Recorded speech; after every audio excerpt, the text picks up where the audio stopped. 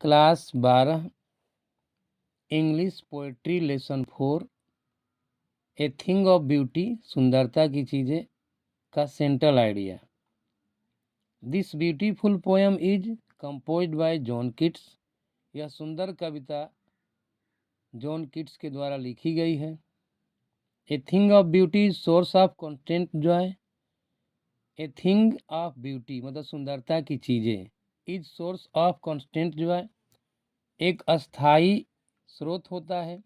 Is a source, source मतलब स्रोत of constant Joy, constant मतलब अस्थाई, जॉय मतलब खुशी, खुशी का एक या आनंद का एक अस्थाई स्रोत होता है। सुंदरता की चीज़ें आनंद का एक अस्थाई स्रोत होता है। Beauty can be found everywhere. सुंदरता की चीज़ों को एवरीवेयर मतलब प्रत्येक जगह प्राप्त किया जा सकता है। इट इज समथिंग, इसमें कुछ ऐसा होता है। डैट है द एबिलिटी मतलब सुंदरता की चीज़ों में कुछ ऐसा योग्यता होता है जो कि मतलब ट्रांसफ़र करता है, जो बदल देता है। लाइफ मतलब जीवन को बदल देने की, मतलब सुंदरता की चीज़ों में ऐसी क्षमताएं होती है जो जीवन को बदल देती है, या सुंदरता की चीज़ों में जीवन को बदलने की क्षमताएं होती है। इट आल्सो हाईलाइट्स, यह आल्सो हाईलाइट मतलब हाईलाइट मीन्स प्रदर्शित करती है। यह मतलब यह भी प्रदर्शित करती है, द फैक्ट मतलब इस तथ्य को भी प्रदर्शित करती है, डैट की beauty has a therapeutic quality मतलब सुंदरता की चीज़ों में औषधीय गुण होता है।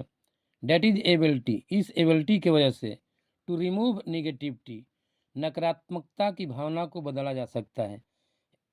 इस एबिलिटी के द्वारा मतलब सुंदरता की चीज़ों की योग्यता के द्वारा नेगेटिविटी हमारे हृदय की जो नकारात्मकता की भावना होती है उसको बदला जा सकता है। इट कैन बी एनीथिंग, यह कुछ भी हो सकता है। एज एनी ऑब्जेक्ट मतलब कि कोई वस्तु हो सकता है। नेचर कोई प्रकृति की कोई मतलब वस्तु हो सकता है।